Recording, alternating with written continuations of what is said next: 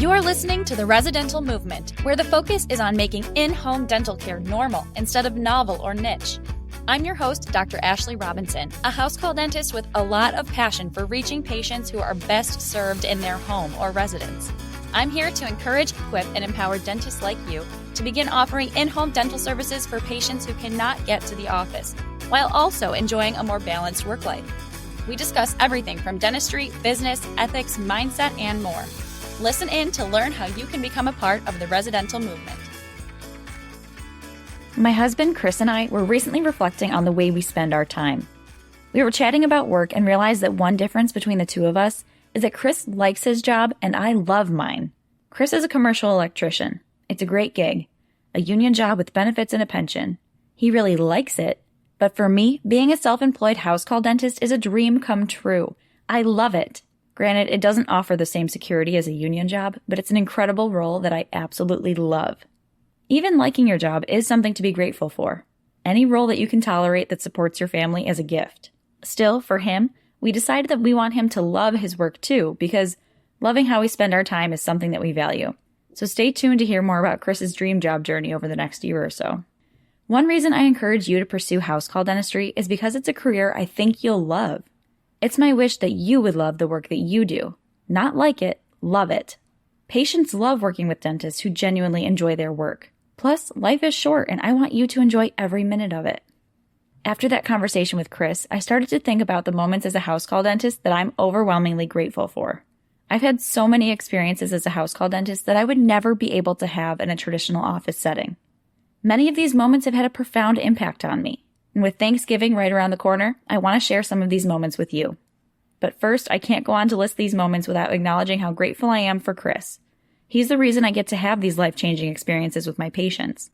Since I started my house call practice at Common Dental, he's helped me set up my pack-out equipment, repair equipment when it breaks.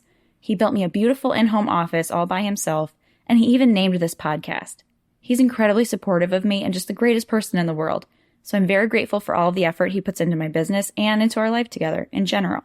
I hope that you have a support system in your life that allows you to pursue your dreams too. Okay, here are some special moments with my patients that I am very grateful for.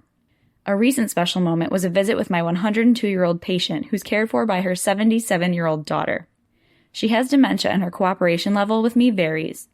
During this visit, when she started to show signs of agitation, her daughter encouraged her to sing.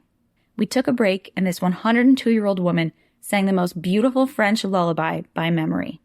I was blown away. It almost brought me to tears. What a beautiful voice she had. It was amazing to see her transform from an agitated patient to a strong, confident performer. I knew that I would never get to experience that in a dental office. What chairside doc has the ability to take that kind of time? I'm so grateful for the time I had to listen to my patient sing and make her remember that she's a star. I hope I'm still singing at 102. Another wonderful patient of mine is a gentleman who's an artist. He can't get around his home or in and out very easily, but he can make art. Specifically, he's a whittler. He's made me gifts in the past around the holidays, and his work is super impressive. He's very detail-oriented. Well, last month, my dog Porkchop was very sick and had to have an emergency splenectomy. When this happened, my patient heard about it through the grapevine and decided to whittle me a figurine of my dog. It was so cute. I was so grateful that he took his time to make me something so thoughtful. It's amazing how the people that I might think I'm taking care of when I take care of their teeth actually care to take care of me and my family by offering their gifts and talents. Another visit I'm very grateful for is a patient who I visited last year. During our visit, he had me play a CD of him performing the saxophone live over 50 years ago. He shared stories of all of his travels involving his music. The soundtrack of our visit was jazz, and it took me back in time. He sounded amazing. At the end of this visit, he gifted me the CD. And since then, he's passed, but I'm grateful I have that because I'll never forget him, his kindness, his talent, or his generosity toward me. Another moving experience I had was with a caregiver, actually, more than a patient. My patient is a gentleman who I like very much, but at the end of our visit, his wife, who's also his caregiver, offered to help me carry out my equipment to the car. I always decline offers like this because I never want anyone else to get hurt. Well, she insisted that she follow me out anyway. I spent 25 minutes with this woman, standing outside of my car. We talked about all of the stress she's experiencing as a caregiver. She explained that her daughters weren't supportive or helpful, and that her husband can be short with her because he's angry about his condition. I realized how lucky I was to be able to take the time to talk with her. Being a caregiver is a very difficult role, and she needed someone to share that with. I was grateful that I could be affirming and supportive of her and give her time to vent. If I had been working chairside, I never would have been able to have that conversation and gain more understanding of how she's feeling. Next, I want to tell you about one of my first patients. She was a woman in her 50s dying of breast cancer. She had an amazing, dry sense of humor. She literally said to me, "I know I'm dying, but I'm so vain. Do you mind fixing my tooth?" One of her buccal cusps on 5 or 12 was fractured. I restored it and she was beaming. I loved our visit because she cracked me up the entire time. I know I had fun and I think she had fun. Well, 4 days later, her husband sent me a sympathy card and said how much she appreciated me fixing her tooth and how much she appreciated the company during our visit. It made me realize how you might only be in someone's life for a matter of days and you can still profoundly improve their state of mind. I hope I have a sense of humor like her at the end of my life. And finally, just the other day, one of my longtime patients with a TBI saw me for recall and noticed my pregnant belly. I use loops and really focus on what I'm doing, so my field of view was narrowed, but all of a sudden I felt hands on my belly. She just grabbed my belly. I thought this was odd, but she actually got to feel the baby kick. She was so excited.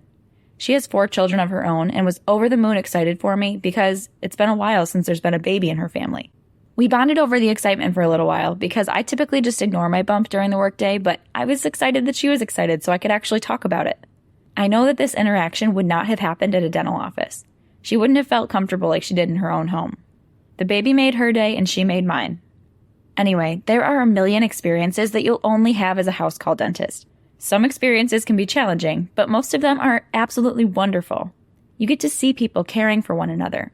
You can take time to hear patients reminisce about their past. You can be a supportive ear to caregivers. You can meet people's families and see pictures of their family on the wall. Sometimes you'll be invited to stay for lunch or be offered a goodie bag on your way out the door. The environment you work in is typically so wonderful. As a house call dentist, you get to help people who need you, but you're also in the position to be impacted by your patients in a very profound way. The opportunity to work with patients in their homes is something I'll never take for granted. I'm so grateful that house call dentistry is my career now. One more thing that I'm very grateful for is your loyal listening to this podcast. The world needs more house call dentists, and I'm grateful that you tune in to learn more about house call dentistry. Wherever and however you practice dentistry, I hope that you love what you do. I hope you let your patients get close enough to you to teach you lessons or change your perspective. I hope that you enjoy all that house call dentistry or your type of dentistry has to offer. Happy Thanksgiving. I appreciate you. That's a wrap on this episode of The Residential Movement. If you like what you heard today, please leave a 5-star review and subscribe so you don't miss an episode. If you know someone who could benefit from this information, please share this with them. All of these actions help fuel the residential movement. Visit residentialmovement.com for show notes and for access to any links referenced in this episode. Thanks again for listening, Doc. Keep up the good work.